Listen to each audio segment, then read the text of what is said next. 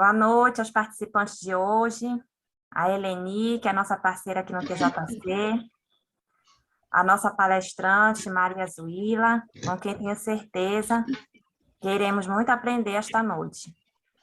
Meu nome é Catarina, eu sou juíza de trabalho aqui no TRT do DF Tocantins e coordenadora do programa TJC no DF. É com grande prazer que dou boas-vindas a vocês neste terceiro dia de curso de capacitação de professores e professoras do programa Tribunal, Justiça e Cidadania, que tem por objeto promover e ampliar a aprendizagem sobre cidadania e justiça, idealizado pela ANAMATRA e executado pela Matra 10 em convênio com a Secretaria de Estado de Educação, através da Gerência de Educação em Direitos Humanos e Diversidade no âmbito do Distrito Federal. Para registro de presença, eu peço que coloquem os nomes no chat do Zoom. Esse ano temos como temática nacional o TJC no bicentenário da independência do Brasil, na busca da antidiscriminação nos espaços de trabalho e cidadania. O nosso enfoque regional é a não discriminação e a cultura de paz. Hoje temos mais uma oportunidade de estarmos juntos, aprendendo e ensinando, porque no momento que vocês compartilham perguntas, os fatos que já aconteceram nas suas vidas, enriquece ainda mais o conteúdo que nos propomos a discutir em cada dia. Todos aqui têm muito a ensinar. As aulas ficam gravadas na plataforma do YouTube da Matra 10, e aqui ficam registrados conhecimentos que serão eternizados no tempo. Semana passada, tivemos 2 aulas com temas voltados para o conhecimento da Justiça do Trabalho, como órgão do Poder Judiciário, e sobre a cultura de paz. Hoje teremos a aula com o tema Piores Formas de Trabalho Infantil, com a professora e desembargadora do trabalho, Maria Zuila Lima Dutra. Poderia descrever detalhes do seu extenso currículo, mas esta noite escolhi descrever Maria Zuila como uma mulher de ação transformadora, nas frentes que a vida lhe apresenta, como magistrada, mulher, mãe, professora, e atuando como coordenadora regional do TRT8 no Programa de Combate ao Trabalho Infantil e de Estímulo à Aprendizagem, integrante do Grupo de Trabalho na área da Infância e da Juventude instituído pelo CNJ. Já foi coordenadora do TJC no Pará, dentre várias outras atividades. Enfim, ela tem propriedade no que faz e no que fala. Agora eu lhe passo a palavra, minha amiga. Muito obrigada. Muito boa noite a todos vocês. Em primeiro lugar, eu quero agradecer esse honroso convite que me foi feito pela querida amiga doutora Catarina Roberta de Matos Brandão, para integrar a capacitação de professores do programa TJC da Matra 10, que está sob a sua competente coordenação. E aproveito também para cumprimentar todos os demais organizadores, palestrantes e participantes deste importante evento.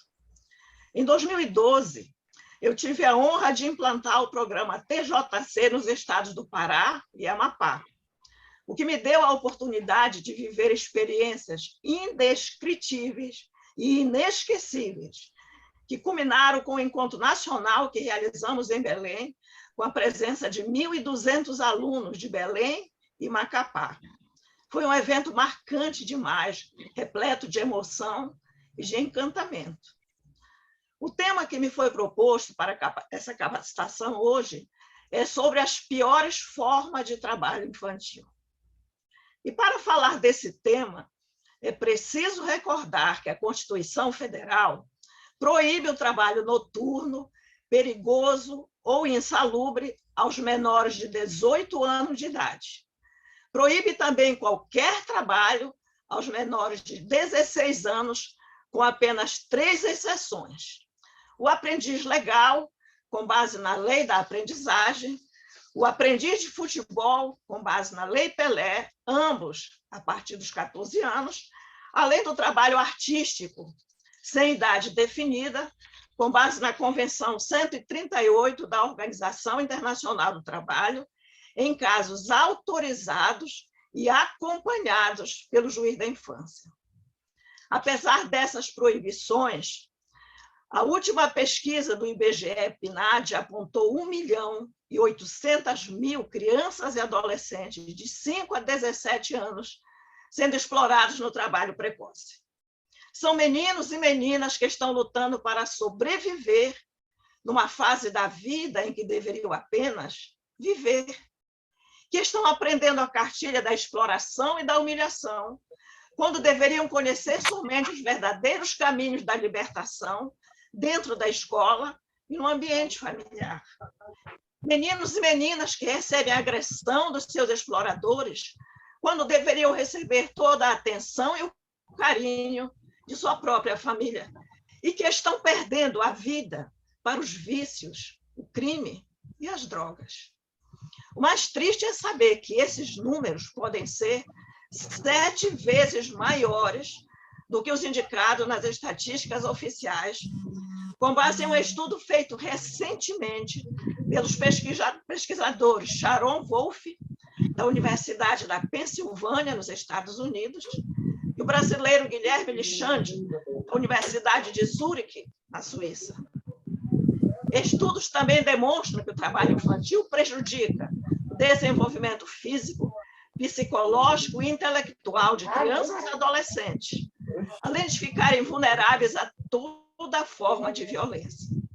O trabalho precoce provoca a queda no desempenho e o abandono escolar, e também conduz a uma vida adulta limitada a subempregos, com salários baixos e em condições degradantes. Alguns detalhes vergonhosos sobre essa cruel realidade estão expressos numa pesquisa divulgada em dezembro de 2020, com base em 2019, que apontou 45,9%, um total de 706 mil dos trabalhadores infantis, o desempenho nas suas piores formas. E o que são essas piores formas? São os trabalhos proibidos a quem tem menos de 18 anos de idade, pelos gravíssimos prejuízos que provocam. E desse total, vejam bem esse dado aqui, 65,1%, ou seja, 459.606 tinham de 5 a 13 anos. Quase 500.000 crianças trabalhando nas piores formas de trabalho infantil. Aliás, num estudo feito pela Organização para a Cooperação e Desenvolvimento Econômico, OCDE, uma pessoa que nasce entre os 10% mais pobres do Brasil leva 9 gerações para ter um descendente que ganha a renda média. Ou seja, quem nasce pobre leva 225 anos para romper o ciclo da pobreza. E o Brasil, lamentavelmente, é vice-campeão no mundo nessa situação. Na verdade, o trabalho de meninos e meninas está presente em todos os estados brasileiros, sem exceção, dos mais ricos aos mais pobres, retirando-lhes o direito de exercer as suas atividades prioritárias e essenciais, que são brincar e estudar. E aí fica a pergunta, por que isso ocorre em pleno século XXI? Desde a antiguidade, crianças e adolescentes partilhavam do trabalho dos adultos e viviam numa espécie de anonimato. A primeira grande mudança ocorreu a partir das sociedades industriais, sobretudo no final do século XVII, quando a escola substituiu a aprendizagem como forma de educação. Ocorre que o progresso econômico, científico e tecnológico, experimentado pela sociedade capitalista durante a Revolução Industrial, e as transformações no modo de produção favoreceram a exploração do trabalho humano e, por consequência, o trabalho de crianças e adolescentes foi intensificado. Hoje, nós convivemos com a revolução tecnológica, cujo carro-chefe é o capital, que busca lucros cada vez maiores como tem demonstrado muito dos seus representantes nessa época de pandemia do coronavírus, para os quais a economia é mais importante do que as vidas humanas. A história registra que somente no final do século XIX teve início a tendência de proteger a infância. O passo inicial foi a Declaração Universal dos Direitos da Criança, proclamada pela Assembleia Geral da ONU em 1959. Em seguida, veio a Constituição Federal de 1988, que no artigo 27 prescreve prioridade absoluta na proteção de crianças, adolescentes e jovens. Eu costumo dizer que não é somente a fixação de uma prioridade, como ocorre com o idoso, o índio ou a mulher, por exemplo, mas uma prioridade acima de todas as demais. E eles têm prioridade porque são vulneráveis e estão em fase de desenvolvimento de suas potencialidades. Foi a partir dessa norma que o Brasil inseriu na sua lei maior as crianças e os adolescentes como sujeitos de direitos protegidos por lei e abriu caminho para o nascimento do Estatuto da Criança e do Adolescente, o ECA. Outro grande marco foi a Convenção Internacional sobre os Direitos da Criança, em 1989, que é o instrumento normativo de direitos humanos mais aceito na história da humanidade. Apenas os Estados Unidos não ratificaram. E os países dessa convenção, que ratificaram essa convenção, assumiram o compromisso de proteger crianças e adolescentes de toda forma de exploração. Esse compromisso foi renovado pelo Brasil quando ratificou a Convenção número 182 da Organização Internacional do Trabalho, de 1999, que no artigo 3º, item D, classifica as atividades consideradas como as piores formas de trabalho infantil. Em decorrência dessa Convenção 182 da OIT, o governo brasileiro editou o decreto 6.481, em 12 de junho de 2008, que é o Dia Mundial de Combate ao Trabalho Infantil, e criou a lista TIP, Trabalho Infantil Proibido, contendo 89 atividades enquadradas como as piores formas de trabalho infantil no Brasil, com suas descrições e consequências para a saúde das pequenas criaturas que as desempenham. Apesar de todos esses normativos, nós ainda convivemos com muitos casos enquadrados entre as piores formas de trabalho infantil. Eu selecionei aqui alguns casos para conversar com vocês e falar um pouco das perversas consequências que esse trabalho provoca na saúde de crianças e adolescentes. O trabalho nas ruas e outros logradouros públicos, vendendo bala, água, limpando o vidro dos carros e outros. Tenho certeza que todos vocês já presenciaram alguma criança ou adolescente trabalhando nas ruas. Expõe aos riscos de envolvimento com violências e drogas, acidente de trânsito, dependência química, doenças sexualmente transmissíveis, atividade sexual precoce, câncer de pele, doenças respiratórias, tráfico de pessoas, além de outras. Temos também, apesar de o trabalho nas carvoarias, que é muito comum em quase todos os estados brasileiros. Provoca tuberculose, câncer de pele, fadiga física, dores musculares nos membros e coluna vertebral, lesões e deformidades osteomusculares, intoxicações agudas e crônicas, estresse elevadíssimo e outros. O trabalho na fabricação de farinha de mandioca também existe em todos os estados brasileiros. Acarreta bursites, tendinites, dorsalgias, sinovites, tenossinovites, amputações, cortes, queimaduras, escoliose, afecções respiratórias, dermatoses ocupacionais, além de outras doenças. O trabalho nos lixões deixa as crianças expostas aos perigos dos movimentos de caminhões e máquinas, a poeira, ao fogo, aos objetos cortantes e contaminados e aos alimentos podres. Isso tudo provoca pneumonia, doenças de pele, diarreia, dengue, leptospirose, febre tifoide e outras doenças.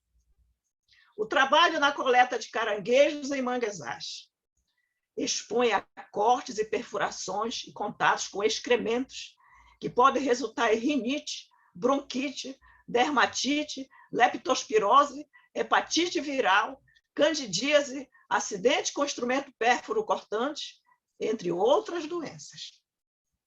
O trabalho de peconeiro na colheita do açaí, muito comum na região norte do Brasil.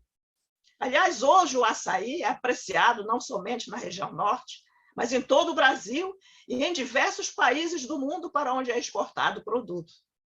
Essa atividade é mais desenvolvida por criança e adolescente porque as árvores são bem finas e para eles é mais fácil subir nessas árvores. Ela foi classificada como uma das atividades mais perigosas do Brasil, pelo elevado grau de precariedade. Eles saltam de uma árvore para outra, e esse salto entre as árvores para evitar a descida e outra subida foi considerado como ato mais perigoso pela pesquisa realizada na região do Marajó, em 2016, pelo Programa do Trabalho Seguro do TRT da 8ª Região, em parceria com o Instituto PEABIRU e o Fundacentro. O Instituto PEABIRU elencou os principais perigos dessa atividade. Alguns deles eu relacionei aqui: picadas e ataques de abelhas e cabras, ferrada de insetos, lacraias, escorpiões, aranhas, etc. Espetada nos olhos com as pontas de galhos e folhas, fraturas por quedas, picadas de cobra, além de outros. A pesquisa mostrou que 89% dos entrevistados já sofreram um acidente no açaizal. O trabalho na extração e corte de madeiras pode resultar em esmagamentos, amputações, lacerações, mutilações, acidentes com queda de árvores ou com serra de corte. No dia 16 de abril do ano passado, um adolescente de 14 anos morreu cortado ao meio por uma serra em Melgaço, na região do Marajó. Mais uma contundente prova de que o trabalho infantil não somente mata a infância e os sonhos, mas também tira a vida. O trabalho da coleta de mariscos, que exige mergulho, tem provocado muitos afogamentos, problemas de audição, câncer de pele, desidratação, doenças respiratórias, dores musculares nos membros e coluna vertebral, ferimentos, distúrbio do sono, perfuração da membrana do tímpano, perda de consciência, embolia gasosa, otite, sinusite e tantos outros. Esta é uma atividade que envolve fortes vínculos familiares. Para vocês terem uma ideia, só na Amazônia são mais de 1 milhão de famílias envolvidas em atividades extrativistas com crianças e adolescentes. O trabalho no processo produtivo do fumo, algodão, sisal, cana-de-açúcar e abacaxi exige esforço físico e exposição a poeiras orgânicas e seus contaminantes, com fungos e agrotóxicos, contato com substâncias tóxicas da própria planta, acidentes com animais peçonhentos, exposição sem proteção adequada à radiação solar, calor, umidade, chuva e frio. Tudo isso pode provocar bursite, tendinite, dorsalgias, sinovites, tenossinovite, urticárias, envenenamentos, queimaduras na pele, envelhecimento precoce, câncer de pele, doenças respiratórias, ferimentos e mutilações, além de outros. O trabalho em estábulos, cavalariças, currais, estrebarias ou pocilgas, sem condições adequadas de higienização, expõe a acidentes com animais e contato permanente com vírus, bactérias, parasitas, bacilos e fungos, que podem provocar bursites, tendinites, dorsalgias, contusões, tuberculose, brucelose, leptospirose, tétano, dengue, hepatite viral, candidíase, leishmaniose cutânea, além de outros. O trabalho infantil doméstico, que também pode ocultar o crime de abuso e exploração sexual. Próximo dia 18 é o Dia Mundial, né, de Combate à Exploração Sexual de Crianças e Adolescentes. É muito importante deixar claro os pequenos trabalhos desenvolvidos por crianças e adolescentes, ajudando nas atividades domésticas, em convivência com a sua família, como, por exemplo, lavar louça, arrumar a cama e varrer a casa, não é trabalho infantil, mas sim um exercício de solidariedade que é de fundamental importância na sua formação. O trabalho infantil doméstico é aquele realizado no domicílio de terceiros, remunerado ou não, e consiste, em geral, em lavar e passar roupas, cozinhar, promover a limpeza da casa e, muitas vezes, cuidar de animais, gato, cachorro, passarinhos, etc. E também dos filhos dos patrões, na condição de babá. E aí eu sempre me questiono, como é que pode uma criança cuidar de outra criança se ambos precisam de cuidados especiais? Mas o trabalho infantil doméstico também pode ocorrer dentro da própria casa, se envolver as atividades que acabei de descrever.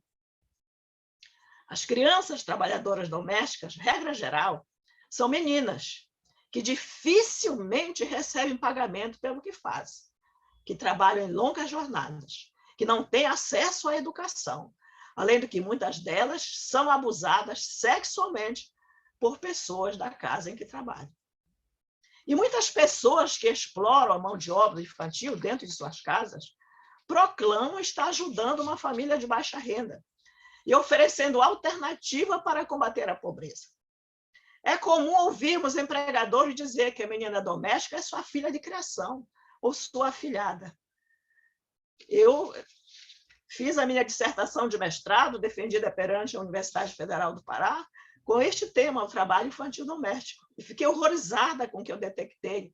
Pesquisei 20 meninas numa pesquisa de campo para conhecer a realidade. E as meninas não são tratadas como um ser em desenvolvimento, mas como uma força de trabalho explorada de forma desumana. O Brasil foi o primeiro país do mundo a reconhecer o trabalho doméstico como uma das piores formas de trabalho infantil, que afeta 93% de meninas, sendo 67% negras, e que ficam sujeitas a todo tipo de violência, com sérios riscos de queimaduras, ansiedade, tendinite, transtorno de sono, deformidade da coluna vertebral, síndrome do esgotamento profissional e até a morte, como aconteceu com a menina Marielma de Jesus da Silva Sampaio, de 11 anos de idade, que em 14 de novembro de 2005 morreu em Belém, vítima dos maus tratos praticados pelos seus patrões. O assassinato de Marielma teve repercussão internacional e foi denunciado na Organização Internacional do Trabalho.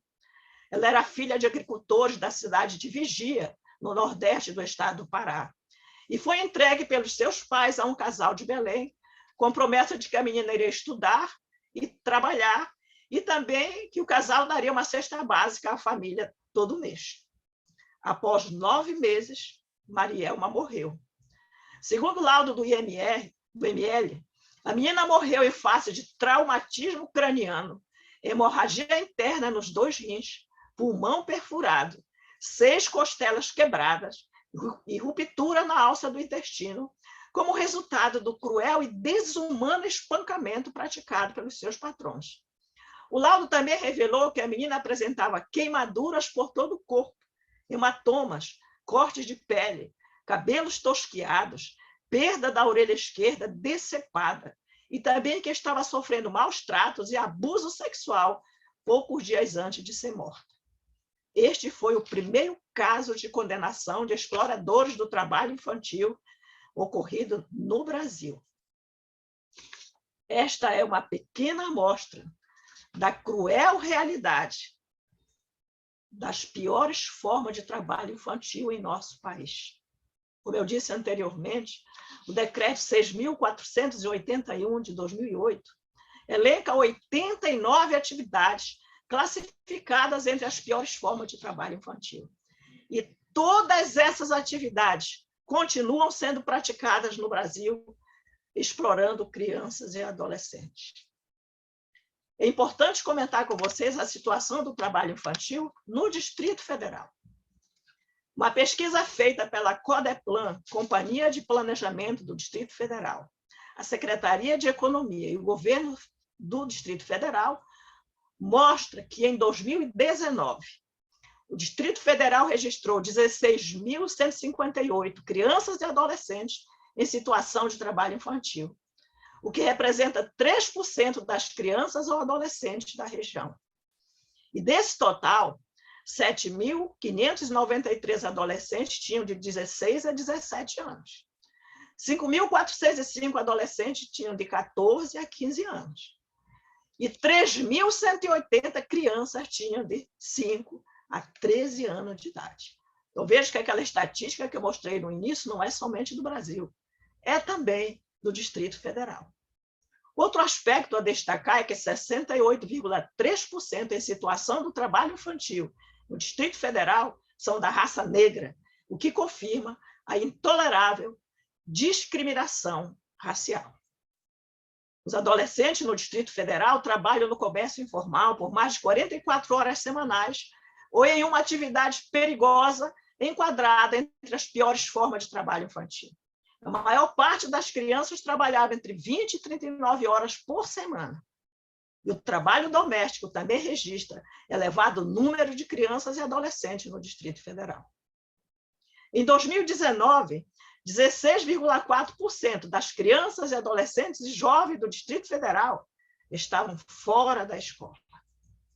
O mais triste é saber que, regra geral, a sociedade vê o trabalho infantil com naturalidade, como algo normal.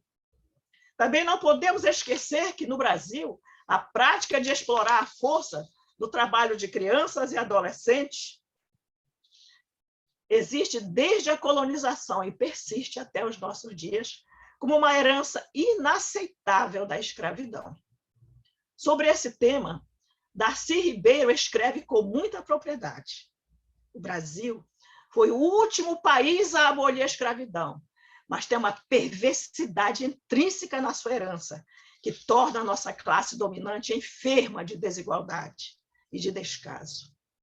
É comum ouvirmos alguém dizer que é melhor trabalhar do que roubar, ou é melhor trabalhar do que ficar na rua. Alguém de vocês já ouviu essas frases alguma vez? Ou alguma dessas frases alguma vez? Eu tenho certeza que sim.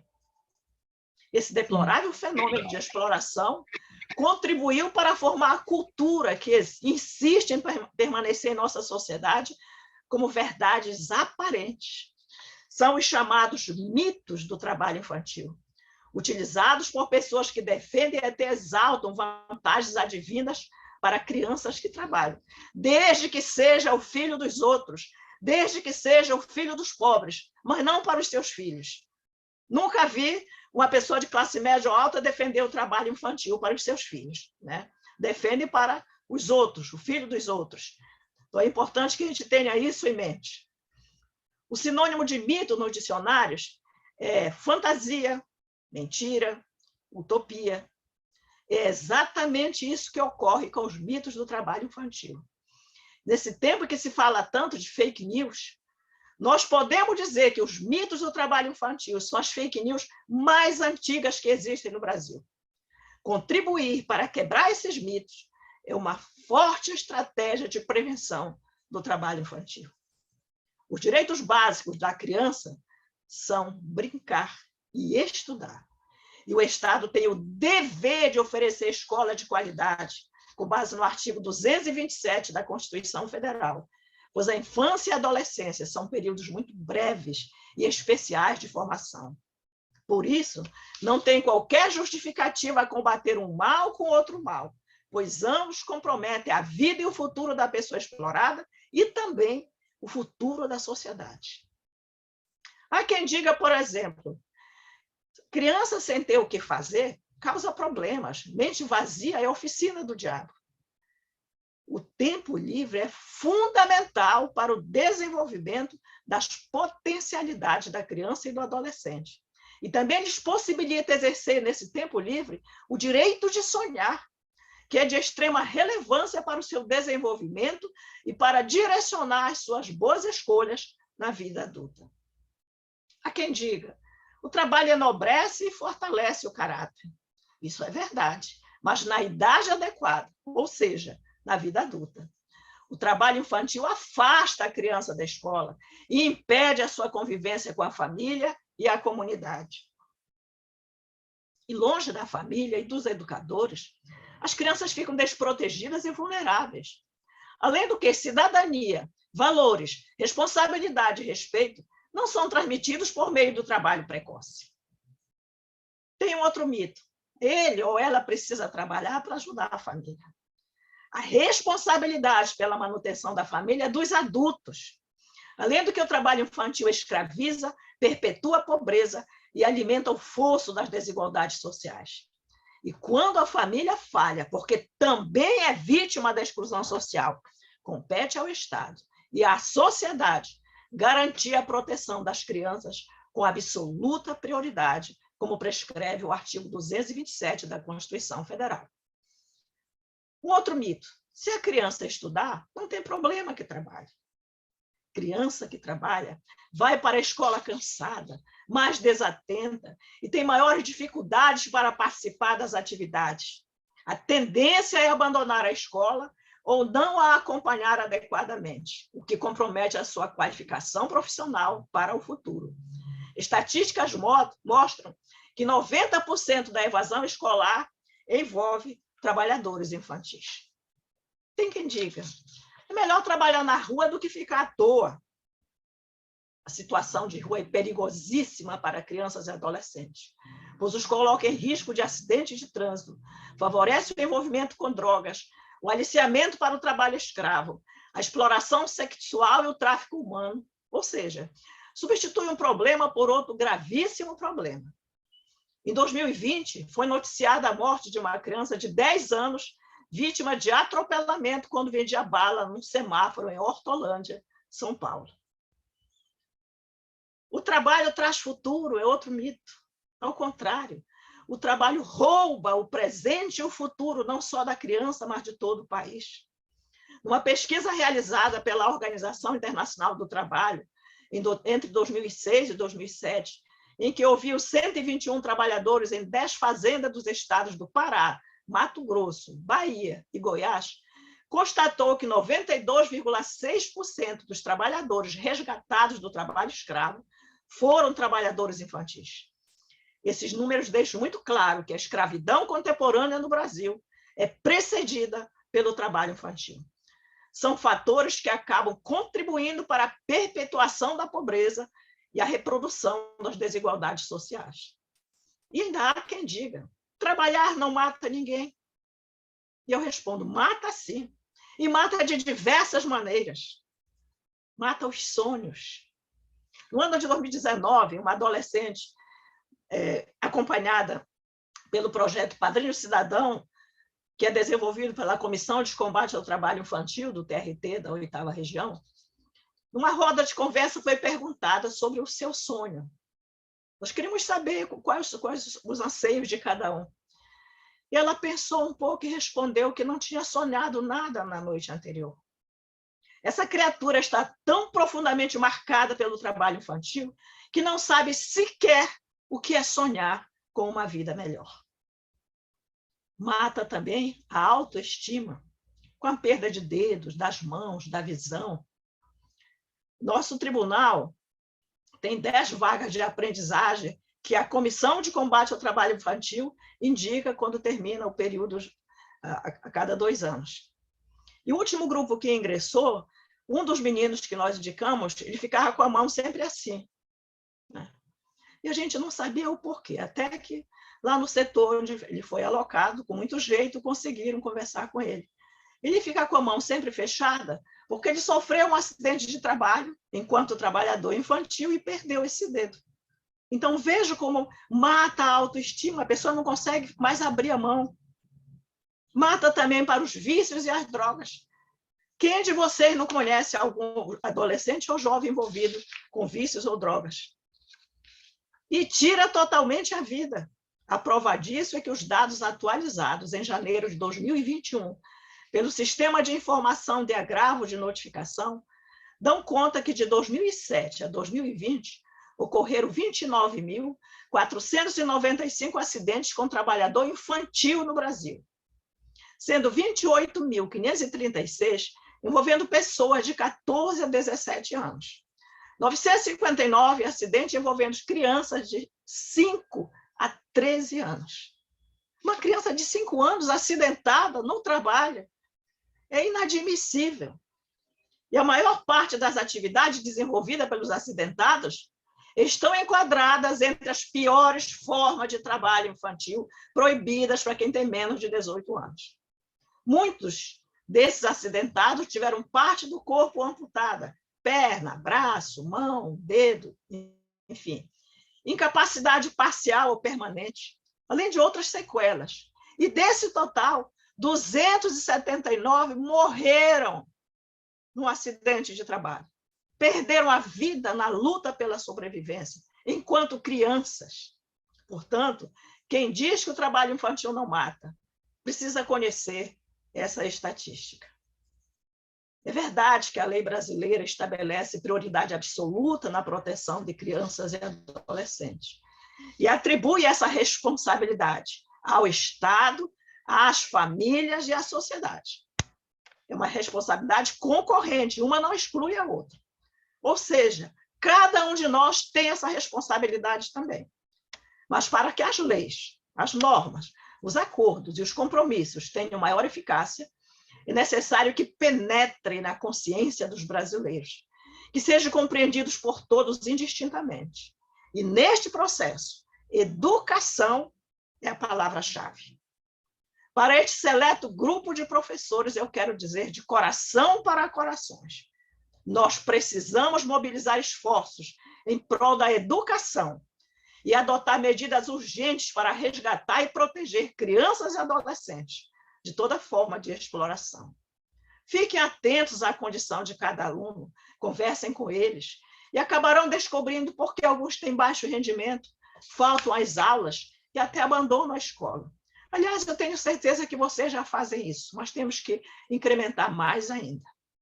E falo com conhecimento de causa, porque a Comissão de Combate ao Trabalho Infantil e de Estímulo à Aprendizagem do TRT da 8ª Região, que tenho a honra de coordenar desde janeiro de 2014, em parceria com a minha amiga, a juíza Vanilza Malcher, vem promovendo ações permanentes em mais de 100 escolas públicas, em 25 bairros da Grande Belém.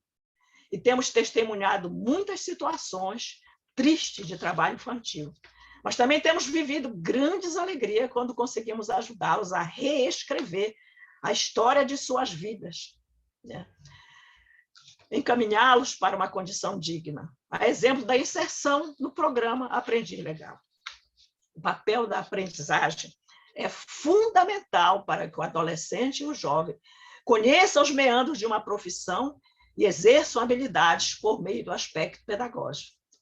A aprendizagem não é um favor, é um direito de todos os adolescentes a partir de 14 anos e dos jovens, assegurado pelo Estatuto da Criança e do Adolescente, por constituir-se em caminho adequado para a profissionalização.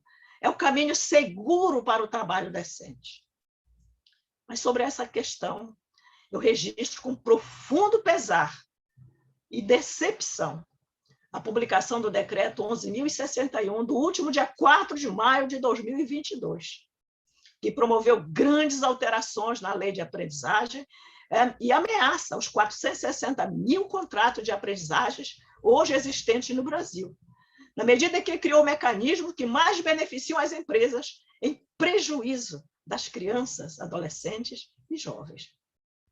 Eu tomei conhecimento de que a Secretaria de Estado de Educação do Distrito Federal, o CEDF, lançou uma cartilha para profissionais de educação, elencando as principais formas de trabalho infantil, os mitos acerca do assunto, as consequências de expor alguém ao trabalho infantil e quais são os serviços integrantes da rede de proteção para crianças e adolescentes. Isso tudo pelo governo federal. A cartilha ainda contempla sugestões pedagógicas para os profissionais da educação aplicarem com crianças e adolescentes, contendo vídeos, músicas, revistas e atividades, todos no intuito de apresentar a temática de trabalho infantil. Quem ainda não tem, procure adquirir essa cartilha e faça trabalhos em sala de aula, assim como farão atividades, ou já estão fazendo, com a cartilha do programa TJC. O esclarecimento dentro da escola sobre a realidade do trabalho infantil e suas perversas consequências é fundamental na formação de gerações futuras. É importante que se diga que, por todo o Brasil, existem ações de erradicação do trabalho infantil, a exemplo das que são desenvolvidas pelo Programa de Combate ao Trabalho Infantil de Estímulo à Aprendizagem do Tribunal Superior do Trabalho e em todos os tribunais regionais do trabalho, em campanhas de prevenção e de disseminação do conhecimento sobre o tema do trabalho infantil perante a sociedade civil. A comissão do TRT do Distrito Federal é bem atuante. Apesar de tantas iniciativas, o trabalho infantil persiste como uma vergonhosa chaga social, o que demonstra o quanto o Brasil ainda precisa implementar políticas públicas e desenvolver ações capazes de mudar esse quadro de absoluto desrespeito aos direitos humanos. Crianças e adolescentes que se encontram nessa condição precisam receber tratamento prioritário, de modo a propiciar-lhes a possibilidade de mudança de rumo em suas vidas, que geralmente é de absoluta miséria e de muito sofrimento. Afinal, ninguém veio ao mundo apenas para sobreviver, mas para viver a vida em plenitude. Gente, eu vivi a realidade do trabalho infantil. Por necessidade de sobrevivência, eu fui trabalhador infantil nas suas piores formas.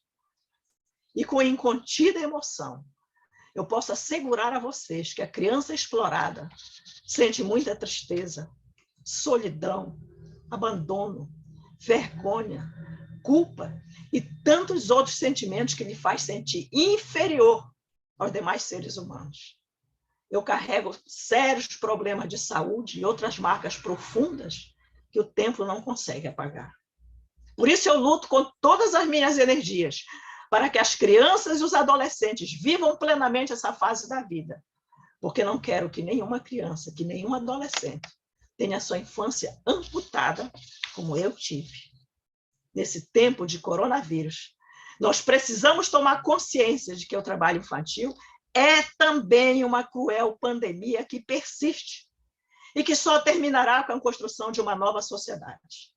Um novo tempo deve ser inaugurado, baseado na solidariedade, na partilha e no amor. Sem dúvida alguma, o cenário que se apresenta hoje para a proteção de crianças e adolescentes é muito assustador. É visível o aumento do trabalho infantil. Mas, como diz o ministro Augusto César, do Tribunal Superior do Trabalho, a Constituição Federal não foi contaminada pela Covid-19. Ela continua em pleno vigor.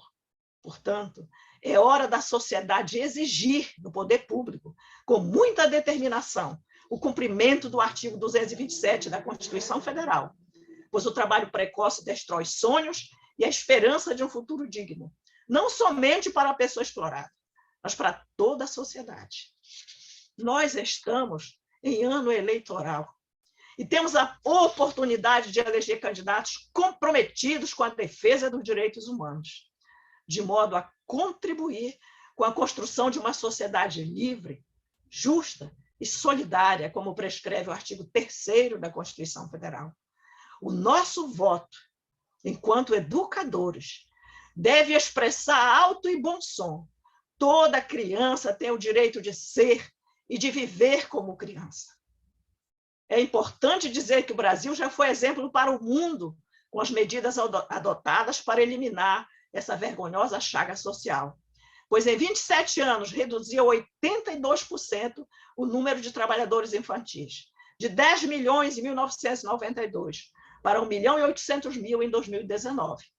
Infelizmente, a realidade atual é de significativa elevação desses números.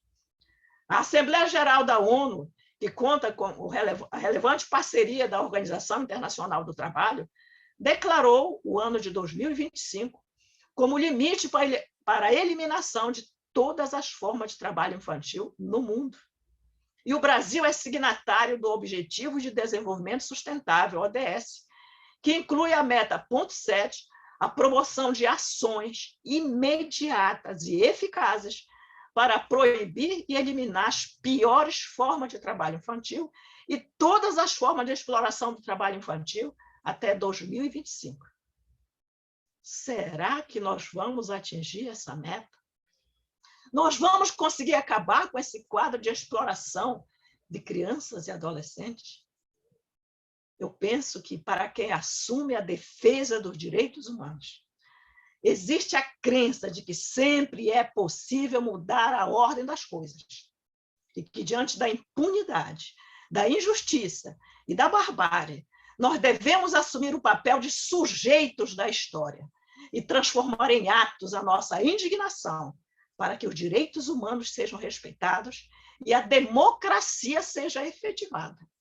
A democracia com inclusão e desenvolvimento, com melhoria de vida para todos, para homens e mulheres. Além do que, não existe desenvolvimento com trabalho infantil. Por isso, tem que ser essa democracia com melhoria de vida para todos. O lugar da criança é na escola, é brincando e desenvolvendo as suas potencialidades. É possível que alguém esteja se perguntando: e eu posso fazer alguma coisa diante desse quadro? Apesar da gravidade do problema, nós devemos manter a crença de que temos capacidade para mudar esse quadro, desde que nos mobilizemos neste sentido. E que cada um de nós assuma de uma vez por todas que nenhuma mudança ocorrerá se ficarmos indiferentes. E que os nossos erros de hoje comprometem a vida das gerações futuras. Como diz o escritor americano James Baldwin, numa frase que está escrita na lápide de Martin Luther King: nem tudo que se enfrenta pode ser modificado, mas nada pode ser modificado até que seja enfrentado. E quando é que eu posso fazer isso? Quando é que eu posso fazer alguma coisa? Esta é uma resposta que cada um de vocês deve dar para si mesmo. A chilena Gabriela Mistral nos indica o caminho quando diz: muitas das coisas de que precisamos podem esperar. A criança não. Agora é o tempo em que seus ossos se formam, seu cérebro se desenvolve. Para ela, não podemos dizer amanhã. O seu nome é hoje.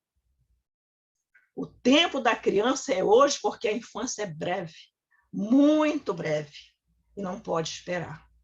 Por isso, a luta contra o trabalho infantil é imprescindível que nosso sangue se inflame, que nos incendiemos para que todos se comovam com a situação das crianças e dos adolescentes explorados no trabalho infantil. Quando eu implantei o programa TJC na minha região, há 10 anos atrás, eu me questionei: de que missão eu estou imbuída na realização deste trabalho? E a resposta foi muito rápida e direta. Minha missão é viver o amor incondicional, com a certeza de que este é o único caminho que me conduz à felicidade. Passados todos esses anos em que permaneço na luta contra o trabalho infantil, eu posso dizer-lhes: essa felicidade só é alcançada quando o ser humano entra em harmonia com o amor doação, o amor compaixão e o amor solidariedade, todos eles traduzidos em gestos concretos. E o programa TJC nos permite viver tudo isso. Eu estou convencida de que o caminho que nos leva a eliminar o trabalho infantil, sobretudo nas suas piores formas, passa pela mudança de olhar, consciente de que nesta luta não temos time, nem partido, nem religião, nem divisão de qualquer espécie. O nosso time deve ser a união de forças, o nosso partido deve ser a defesa da vida das crianças e adolescentes, e a nossa religião deve ser a solidariedade e o amor. E para que isso ocorra, precisamos exercitar a indignação e a coragem, como nos ensinou Santo Agostinho. A indignação nos leva a não aceitar as coisas como estão. e a coragem nos impulsiona a lutar pelas mudanças necessárias. O imortal Paulo Freire, educador brasileiro respeitado no mundo inteiro, nos ajuda a pensar essa questão quando afirma que não somos objetos, mas sujeitos da história, lutando por outra vontade diferente, a de mudar o mundo, não importando que essa briga dure um tempo tão prolongado que, às vezes, nele sucumbam gerações. Mas é preciso começar. Não há dúvida que é preciso mudar essa realidade. Mas como proceder a essa mudança? Na sua Pedagogia da Indignação, Paulo Freire nos ensina que o caminho está em direcionar a educação para a liberdade, fundamentada no respeito aos direitos humanos. Eu quero concluir essas breves reflexões com uma mensagem que o Papa Francisco enviou à Comissão de Combate ao Trabalho Infantil e de Estímulo à Aprendizagem da Justiça do Trabalho, pelo Dia Mundial de Combate ao Trabalho Infantil em 2020. Disse o Sumo Pontífice: a saúde de uma sociedade está diretamente ligada ao modo como cuida de suas crianças e seus jovens. São o futuro de uma nação. Por isso, fechar os olhos para a exploração infantil de qualquer espécie significa hipotecar a esperança. Eu agradeço pela atenção de todos e fico à disposição para eventuais perguntas. Muito obrigada.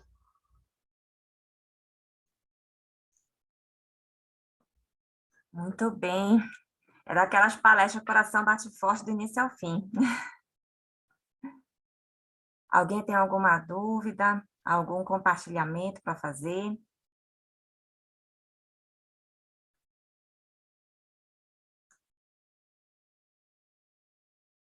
Hoje ficaram todos sem voz.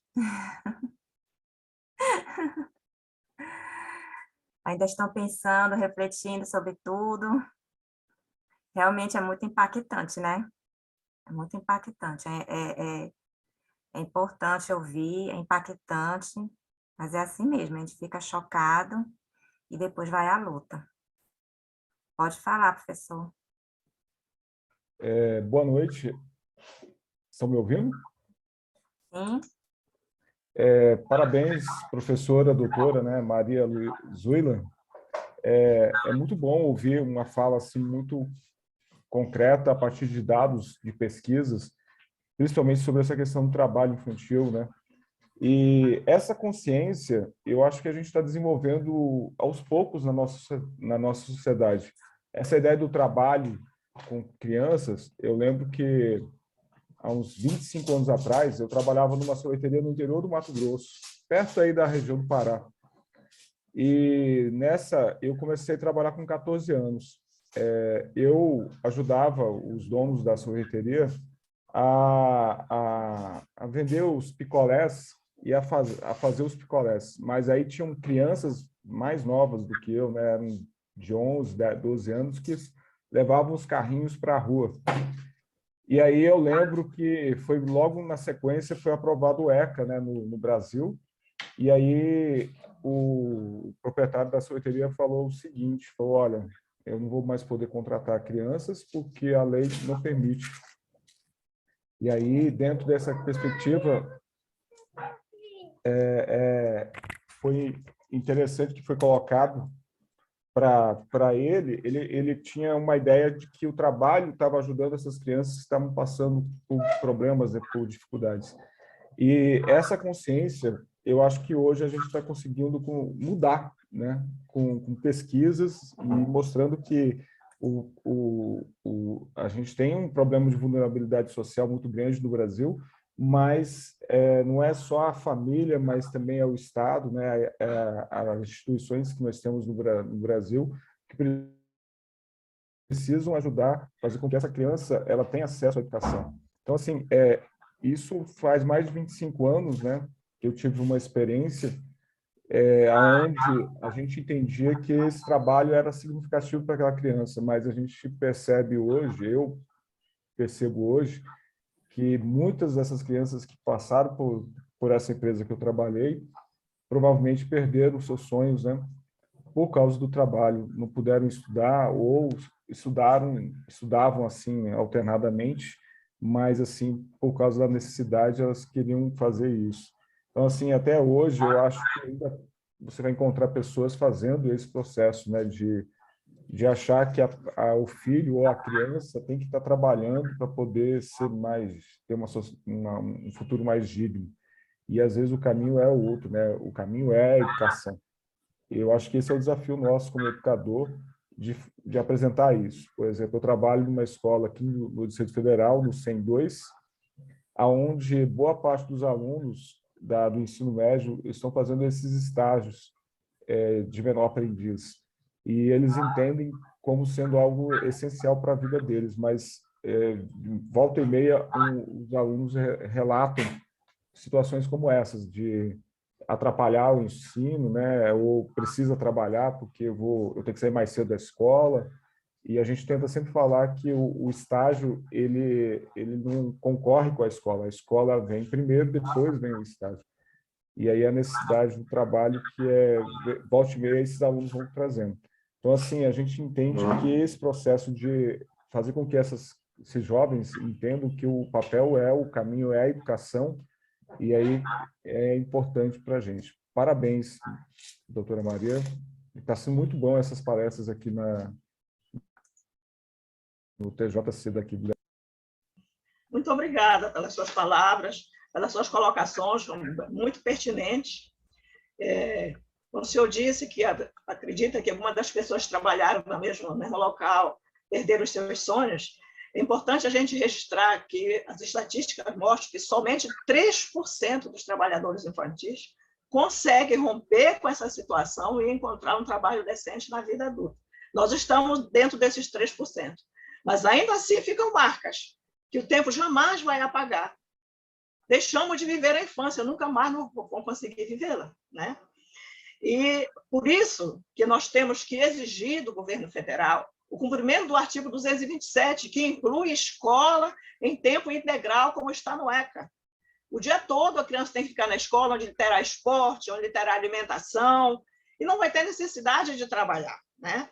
E outro dado que me chama muita atenção, recentemente foi feito um levantamento, foi divulgado um levantamento que nós temos 12 milhões de desempregados. Pô, se nós temos 12 milhões de desempregados e 1 milhão e 800 de trabalhadores infantis, por que não dá o emprego para os adultos, para os pais dessas crianças? É isso que tem que ser feito. Se tem emprego, dá para os adultos. É porque a criança é mais fácil de explorar, né? Mais fácil de pagar menos. Então, é uma questão realmente de conscientização da sociedade. Isso nós temos que fazer permanentemente um trabalho de formiguinhas e mostrar esses prejuízos, porque não podemos mais conviver com essa situação, né?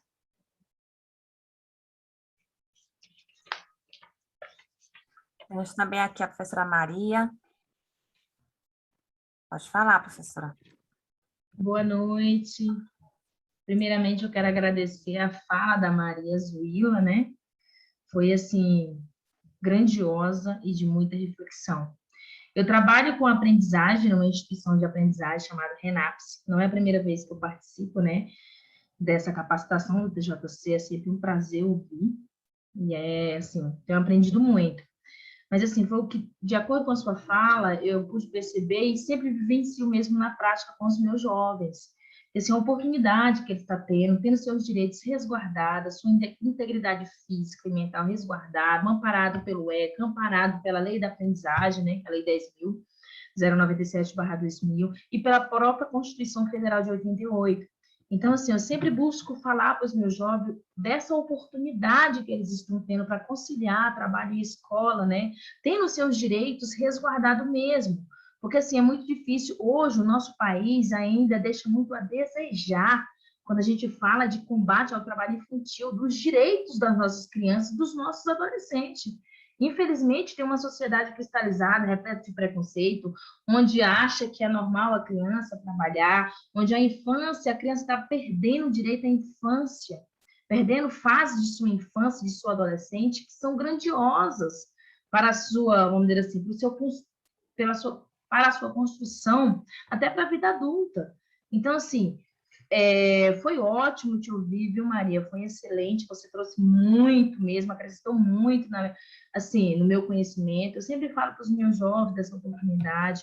Eu trabalho com aprendizagem já há 4 anos, e assim, o quanto que é grandioso ver os nossos jovens chegando de uma realidade, que muitas das vezes é uma realidade muito difícil, vive uma situação muito difícil, uma desestrutura familiar tremenda, e ele está tendo essa oportunidade, tendo seus direitos resguardados, né, amparado pelo ECA, pela própria lei da aprendizagem. Então, assim, é grandioso mesmo. Mas, assim, precisa ser feito mais ainda. As oportunidades, eu acredito que têm sido pouco ofertadas para esses jovens, né? Essa inserção no mercado de trabalho ainda é pouca. Que nem você falou, existe 12 mil, né? Nas últimas pesquisas mostrou, de fato, 12 mil desempregados. Com a pandemia, aumentou o número de desempregados. E, assim, o que fazer? Dar emprego, de fato, para os pais desses jovens, né? Então, assim, dá emprego para os jovens, mas dá emprego também para os pais, porque, assim, adolescentes e crianças, desde muito cedo, estão tendo que lidar com uma responsabilidade, tendo que prover o mantimento de seus lares, e não é fácil, né? Então, assim, eu só quero mesmo a ti agradecer a Catarina por esse momento, que tem sido enriquecedor, tá bom? Muito obrigada. Eu vou compartilhar com vocês um trabalho que nós estamos fazendo aqui. A nossa comissão, a gente não para, né? Permanentemente, nós estamos fazendo atividades. E este ano nós estamos com um projeto chamado Judiciário Fraterno. E nós entendemos, a partir dessa realidade que de elevado número de desemprego, né? 12 milhões de pessoas desempregadas, muitas mães de família que são pai e mãe, e acabam tendo que colocar os filhos para ajudar na manutenção da família. Então, nós decidimos não somente combater o trabalho infantil amparando as crianças, como nós acompanhamos mais de 100 escolas públicas aqui na Grande Belém, mas também ajudando as mães, as cuidadoras dessas crianças, por meio de cursos de formação para que elas tenham condições de obter uma renda. Estamos ministrando curso de corte e costura, curso de doce. Muitas pediram para fazer computação, para ajudar os filhos, enfim, nós estamos com uma variedade de cursos, inclusive na região do Marajó. Semana que vem eu vou para lá, para a região do Marajó, junto com a minha amiga.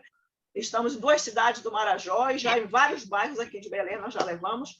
E está sendo muito bom, porque, inclusive, no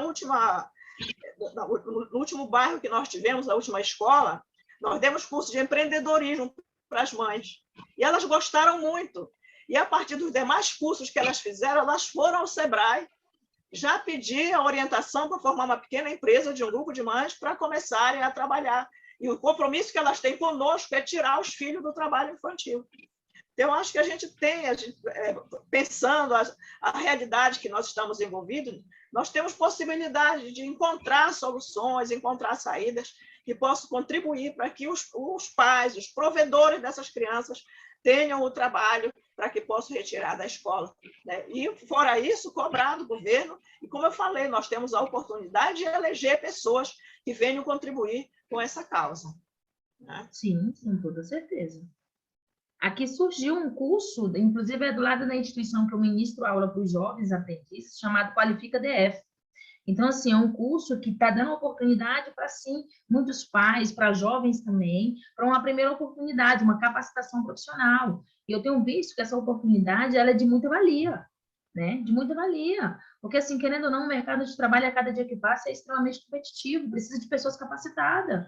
Mas, assim, convenhamos que como que você vai se capacitar se você não tem renda nem para sobreviver, nem para o básico do dia a dia, nem para suprir o pão de cada dia? Então, isso fica muito complicado, o mercado de trabalho cobrar de uma forma e você realmente não tem como usar da empregabilidade para se profissionalizar. Então, assim, a gente está diante de 2 situações que, infelizmente, é lamentável. Alguém precisa fazer alguma coisa, né? Mas, assim, te agradeço imensamente pela sua fala. Realmente, eu percebo aqui no DF até pedirem, na prática, pedirem experiência para o menor aprendiz, para contratar. É uma situação complicada.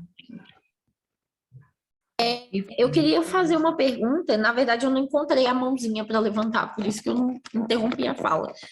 Mas assim, eu queria saber quais são os mecanismos que a gente utiliza para uma intervenção direta, porque minha coordenadora está aqui, né? Minha coordenadora da escola onde eu trabalho, a gente tem enfrentado sérios problemas com o conselho tutelar, que é basicamente a instância a qual a escola se reporta quando ela detecta qualquer problema no desenvolvimento de uma criança, qualquer questão que seja a ausência da criança na escola, abuso sexual, qualquer abuso de qualquer natureza, o conselho tutelar é a porta de entrada, digamos, para o judiciário, porque a escola tem todo um trâmite legal que tem que seguir.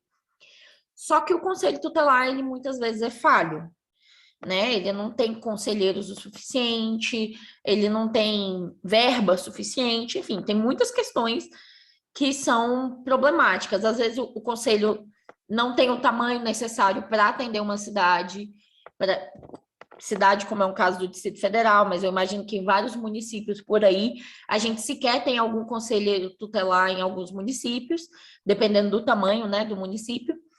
E aí eu queria saber qual é a outra, ou se existem outras alternativas que a gente pode fazer para provocar o Estado, para provocar o judiciário, quando a gente detecta algum caso de exploração de trabalho infantil. Olha, a nível de governo federal, tem o Disque 100, que está em plena atividade. Você pode fazer a denúncia anônima, não precisa se identificar, porque às vezes a pessoa deixa de denunciar com medo de seu nome ficar ser conhecido e tal. Não precisa se identificar. E nós fazemos uma grande campanha em rede social, agora pelo dia 18 de maio, que é a exploração de criança e adolescente, dizendo isso, que não precisa se identificar para o Disque 100, tá?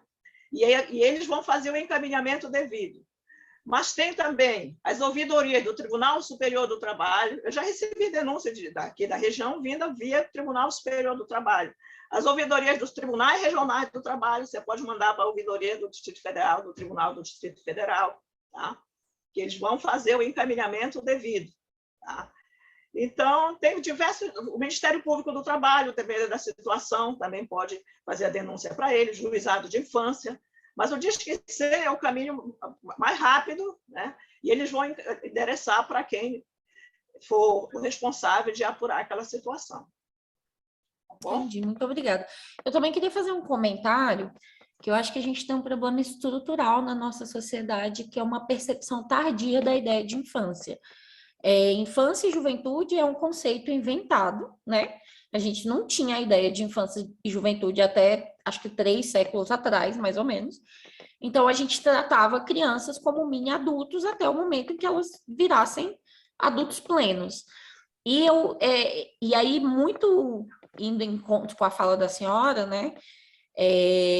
A questão de que o nosso passado colonial nos deixou uma marca de que, além da gente ter uma percepção distorcida a respeito do universo do trabalho, como muitas pesquisas indicam que o trabalhador brasileiro ele trabalha mais do que trabalhadores em outros países, ele tem uma percepção distorcida sobre seus direitos e deveres, a gente também tem uma percepção distorcida sobre a ideia da infância. Eu encontro esse debate muito frequentemente nas escolas por onde eu já passei, que é a ideia da responsabilização da infância como fase adulta. A gente está tratando, na escola em que eu estou trabalhando agora, a gente está tratando a questão de assédio sexual, né, de importunação sexual e violências sexuais de várias naturezas. E aí a gente chamou a comissão da OAB para tratar sobre esse assunto. E uma das questões era diferenciar a ideia de crime e de... Como é que é o nome? Quando é um crime atribuído a uma criança, que não é crime, né? Alguma coisa análoga a crime, né? É tipo uma contravenção análoga a crime. E eu vejo, assim, muitos pais, muitos outros adolescentes, uma infração análoga a um crime. Muitos outros adolescentes repercutindo a ideia de que chegou numa certa idade, você já tem responsabilidade para perceber as coisas. Então, a gente responsabiliza as crianças e os adolescentes pelas opressões que eles sofrem. Então, assim, chegou aos 14 anos de idade, está namorando um menino mais velho, como assim você não sabe que isso é abuso? Como assim você não sabe que isso não poderia acontecer? Tem muitos familiares, inclusive, muitas famílias que constantemente responsabilizam seus menores suas crianças e seus adolescentes por uma percepção da realidade que eles próprios não têm. Então, a ideia do trabalho, eu vejo muitos meus alunos, assim, eu tenho alunos do 1º ao 3º ano do ensino médio, na faixa etária dos 14 aos 18, né? 19, às vezes. E desde muito novos, eles já têm uma ideia do trabalho como algo que vai emancipar a vida deles para a vida adulta. E todas as vezes que a gente tenta, eu, a Luísa e outros professores, relembrar para eles da importância da escola no processo de formação do cidadão, no processo de desenvolvimento socioemocional do indivíduo, eles só pensam a escola como uma etapa que é obrigatória para chegar no universo do trabalho. Então, assim, é algo que é totalmente diferente de realidades de escolas particulares, da classe média alta e da classe alta. Como a senhora mesmo falou, a classe média está defendendo o trabalho infantil, mas não está defendendo para o seu próprio filho. A gente está sempre falando do filho dos outros, do filho da empregada, do filho do motorista, do filho do cobrador do ônibus. E esses filhos, eles se percebem numa posição, já desde muito novos, de que eles têm que fazer parte dessa máquina de moer gente, que é o mercado de trabalho. Porque a gente sempre romantiza um pouco o mercado de trabalho, mas a verdade é que, como a senhora mesmo falou, os empregadores não estão nem aí, eles estão pensando no próprio lucro, eles estão pensando na melhor forma de conseguir explorar a mão de obra da maneira mais barata. E, assim, eu falo porque quando eu fazia contabilidade, eu estudei a lei do deficiente, né? Que obriga as empresas até uma certa numeração de funcionários ter uma quantidade X de funcionários deficientes. E as empresas só atendiam a essa lei porque 1 era obrigatório e 2 rendia desconto de imposto. Você podia resgatar isso como forma de não pagar imposto para o Estado. Então, assim, a gente precisa construir uma mentalidade. Nós todos, enquanto sociedade, precisamos construir uma mentalidade de que essa sociedade está adoecida pela ideia do lucro, pela ideia da exploração do capital humano ao extremo. E aí isso vai resvalar primeiramente nas crianças, depois em mulheres, depois em pessoas pretas, ou pessoas pretas e mulheres simultaneamente, deficientes, as pessoas que são mais vulneráveis, né? Obrigada, você tem toda a razão nas suas colocações, né? Toda a razão. A sociedade brasileira, ela foi formada com esse aspecto escravagista. Os primeiros navios que chegaram no Brasil, depois de 1500, vinham carregados de crianças trabalhadoras, né? E somente com a Constituição de 1988 que o Brasil passou a reconhecer criança e adolescente como sujeitos de direito. Antes, eles eram enquadrados no Código de Menores, né, que punia, que atribuía responsabilidades.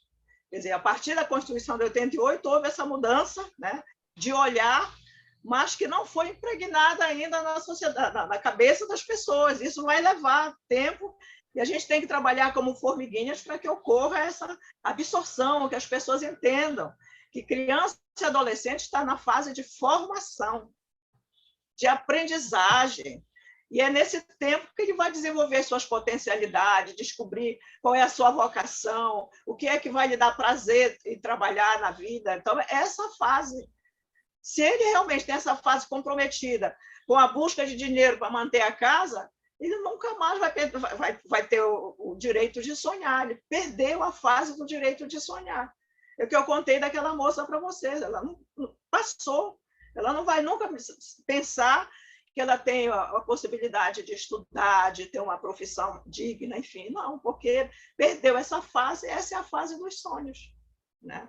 Então, você está coberta de razão, e eu tenho certeza que na minha geração, pelo menos, dificilmente eu vou ver essa concretização do meu sonho de ver todas as crianças e adolescentes vivendo plenamente essa fase da vida, mas a gente tem que fazer a nossa parte, dar o nosso melhor. Aí nós teremos, pelo menos, a nossa satisfação interior. Eu fiz o que eu pude fazer, né? Então, vamos continuar na nossa luta, como formiguinhas, e isso aí vai contaminando mais um, mais outro, contagiando, e quem sabe no futuro próximo, nós tenhamos uma nova sociedade, onde as pessoas vivam como irmãos de verdade, solidários, e todo mundo se respeite, né? como precisa e deve ser respeitado. Pode falar, professor. A senhora apresentou um dado na sua fala sobre a evasão escolar, que 90% da evasão escolar está associada ao trabalho infantil. Esse é um dado muito significativo. A senhora acredita que, se for instituída a educação integral, a educação em tempo integral nas escolas do Brasil, esse dado possa acabar? Eu não sei se o caminho seria a educação integral. Eu tive uma experiência de educação integral logo no início que eu entrei na Secretaria de Educação, em 2005, foi na época do governo Agnello. E o próprio aluno da educação do ensino médio, ele não entendeu o que era isso. E aí ele achava que era para ficar na escola sem fazer nada ou fazendo atividades que eles achavam que não tinham tanto sentido para a vida deles. Como é que a gente pode mudar uma cultura assim? Por exemplo, o aluno que já está finalizando a educação básica, eu acho que ele não consegue entender o papel da educação integral. Eu acho que a gente teria que fazer um processo assim, começando lá na educação infantil, até chegar à educação, no ensino médio. E o Estado, para dar um resultado meio político, ele já colocou diretamente para aquele aluno que estava entrando no primeiro ano do ensino médio, e esse aluno já estava tendo uma vida assim meio que geral da educação integral. Por exemplo, eu tinha aluno que fazia curso de inglês no contraturno da escola, né? Fazia um esporte, ele fazia várias outras práticas. E é engraçado que esse aluno ele se sentia muito mais feliz fazendo essas outras atividades no contraturno do que ficar na escola fazendo as mesmas atividades. Foi uma experiência que eu tive em 2005, né? E aí eu não sei como é que seria isso, se a educação integral seria o caminho para acabar com a evasão escolar. Eu concordo plenamente que este é o caminho. Agora, tem que começar realmente das criancinhas, para que ela já cresça com essa visão. Porque pegar no meio do caminho vai ser muito mais difícil. Alguns vão conseguir absorver, mas a totalidade não. Então, é uma coisa realmente, uma caminhada que tem que ir passo a passo, iniciando dos 2 anos de idade, quando ele inicia na escola, 3 anos, para que ele já cresça absorvendo essa ideia da importância da escola integral, né? Esse é um dos caminhos básicos, na minha cabeça é por aí. Eu também acho que depende também da proposta pedagógica, né? Porque do que eu acompanho nas escolas particulares, por exemplo, no contraturno também tem aulas de língua, esporte. Então, eu acredito que tem essa...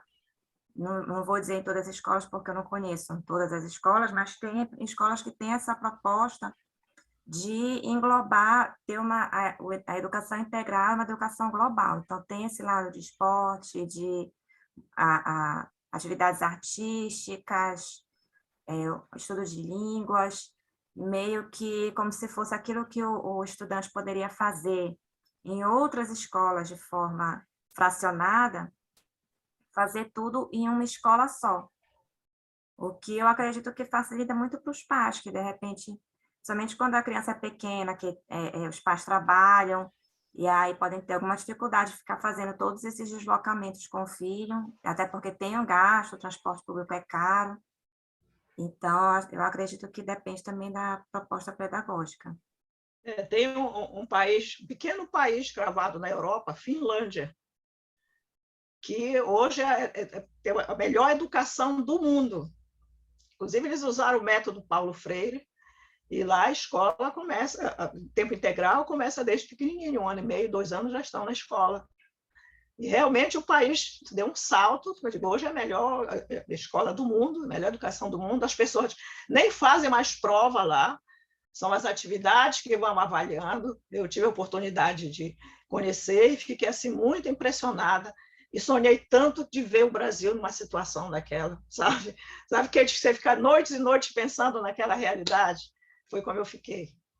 Então, eu acho que a gente pode sonhar, sim, e acreditar que no futuro nós teremos uma realidade diferente. Quer dizer, toda a teoria nós já temos, de um brasileiro que é estudado hoje no mundo inteiro, e no caso da Finlândia, adotaram exatamente a teoria do Paulo Freire.